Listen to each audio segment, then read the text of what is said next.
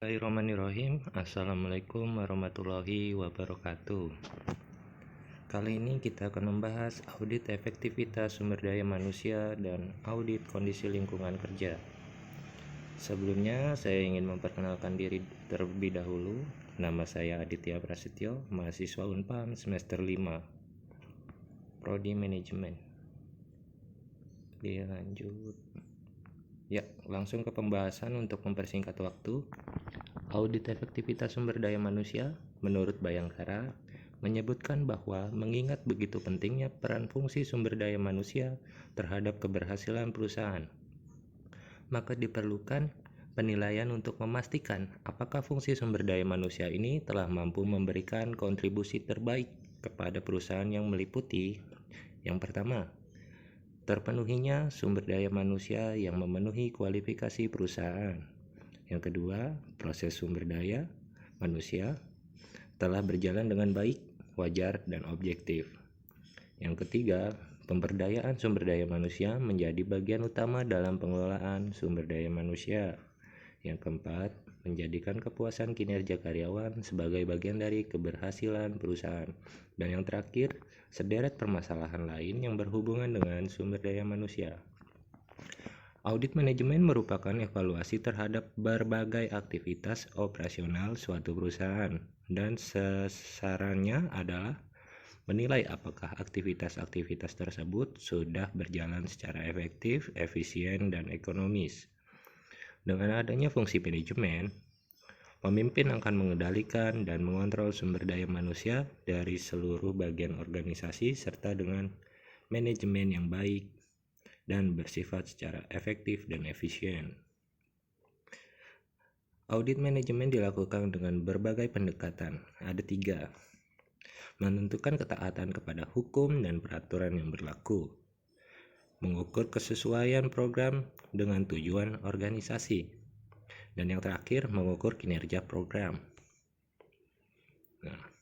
Penilaian tingkat efektivitas manajemen dalam sebuah perusahaan dapat dilakukan dengan menggunakan audit objektif, yang dimana di dalam audit manajemen mencakup 3 elemen: kriteria, penyebab, dan akibat. Terlanjut, pengertian audit sumber daya manusia menurut Saigan adalah seluruh upaya penelitian yang dilakukan terhadap aktivitas manajemen sumber daya manusia untuk mencari, menemukan, dan mengevaluasi fakta tentang sejarah mana manajemen berhasil memberikan dukungan kepada satuan kerja pelaksanaan tugas pokok perusahaan. Efektivitas merupakan suatu standar yang digunakan untuk menilai prestasi dan fungsi sumber daya manusia dalam sebuah perusahaan. Kita lanjut saja ke topik berikutnya, yaitu audit lingkungan kerja. Audit lingkungan adalah alat pemeriksa komprehensif dalam sistem manajemen lingkungan untuk memverifikasi secara objektif upaya manajemen lingkungan dan dapat membantu mencari langkah-langkah perbaikan guna meningkatkan performance lingkungan tersebut berdasarkan kriteria yang telah ditetapkan, dan merupakan upaya proaktif suatu perusahaan untuk perlindungan lingkungan yang akan membantu perusahaan meningkatkan efisiensi dan pengendalian emisi polutan yang pada akhirnya dapat meningkatkan citra positif dari masyarakat terhadap perusahaan tersebut. Audit lingkungan adalah suatu alat manajemen yang meliputi evaluasi secara sistematik, terdemonstrasi, periodik, dan objektif. Tentunya bagaimana suatu kinerja organisasi, sistem manajemen, dan peralatan dengan tujuan memfasilitasi kontrol manajemen terhadap pelaksanaan upaya pengendalian dampak lingkungan dan pengkajian pemanfaatan kebijakan usaha atau kegiatan terhadap peraturan perundang-undangan tentang pengelolaan lingkungan. Kali ini ada 2. Yang pertama adalah alat manajemen yang berisi evaluasi yang terdiri dari sistematik, terdemokrasi, periodik, dan objektif. Nah, sasarannya yang pertama mengetahui kinerja yang berisi organisasi, sistem manajemen, dan peralatan, dan penataan peraturan perundangan. Terus sasaran kedua adalah pelaksanaan pengendalian dampak lingkungan, pemecahan masalah, mengkatakan dan mengelola kepastian lingkungan.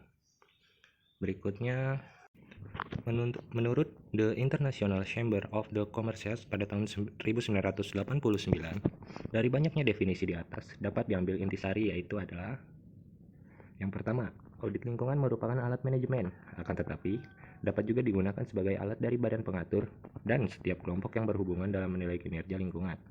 Yang kedua, audit lingkungan harus sistematis, didokumentasikan, berkala, dan objektif, tidak menutup-nutupi kesalahan. Yang ketiga, audit lingkungan meningkatkan. Yang keempat, tujuan audit lingkungan adalah memberi kontribusi untuk mengamankan lingkungan. Yang kelima, audit lingkungan merupakan bagian dari sistem manajemen.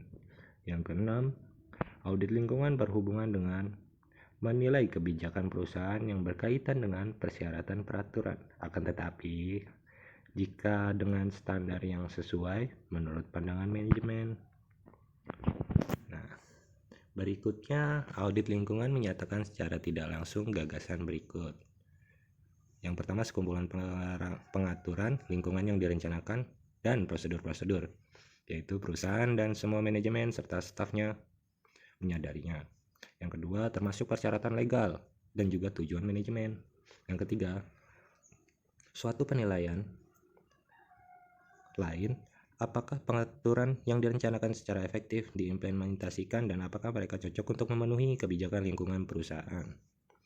Berikutnya, menurut Green Ledward, Elizabeth Street, dan Ricket Hervel, bahwa audit lingkungan manajemen mempunyai 3 tujuan yang sangat luas. Yang pertama, ketaatan terhadap peraturan. Yang kedua, bantuan untuk akuisisi dan penjualan aktiva. Yang ketiga, pengembangan korporat terhadap misi penghijauan. Nah, yang ini The International Chamber of Commerce. Perusahaan menaati hukum peraturan lingkungan. Yang kedua, kebijakan dan prosedur secara jelas didefinisikan dan diumumkan ke seluruh organisasi. Yang ketiga, resiko korporat berasal dari resiko lingkungan dinyatakan berada di bawah pengendalian. Yang keempat, perusahaan mempunyai sumber daya dan staf yang tepat untuk pekerjaan lingkungan, menggunakan sumber daya tersebut dan dapat mengendalikan masa depan sumber daya tersebut. Berikutnya, sistem manajemen lingkungan terdiri dari beberapa fungsi saling berkaitan, yaitu perencanaan, pengorganisasian, menutup dan mengarahkan, mengkomunikasikan, dan yang terakhir mengendalikan dan menelaah. Berikutnya, dengan fungsi manajemen lingkungan yang saling berkaitan tersebut, dapat disimpulkan fungsi audit lingkungan kerja, yaitu upaya pentaatan terhadap peraturan, misalnya baku mutu lingkungan. Terus yang kedua, dokumen suatu usaha pelaksanaan. Yang ketiga, jaminan menghindari kerusakan lingkungan. Yang keempat, realisasi dan keabsahan perakaraan dampak dalam dokumen amandel. Yang kelima, perbaikan penggunaan sumber daya, yaitu penghematan bahan, meminimalisasi limbah, identifikasi proses daur hidup. Berikutnya, penyebab dari kondisi industri yang beresiko adalah yang pertama, orang yang tidak memahami peraturan dan prosedur secara baik. Yang kedua, fasilitas fisik yang tidak memadai. Yang ketiga, sistem manajemen yang terbatas. Yang keempat, prosedur tidak memadai, tidak sesuai atau kuno. Yang kelima, kekuatan eksternal seperti gempa bumi, angin topan badai, kerusakan, huru-hara, bencana alam, dan sebagainya. Yang keenam, tekanan internal yang bersaing, memperoleh laba sebanyak-banyaknya. Berikut penjelasan dari saya. Kurang lebihnya mohon maaf. Bila mana ada kesalahan atau ada yang kurang, bisa disampaikan melalui kolom komentar. Terima kasih untuk semuanya. Wassalamualaikum warahmatullahi wabarakatuh.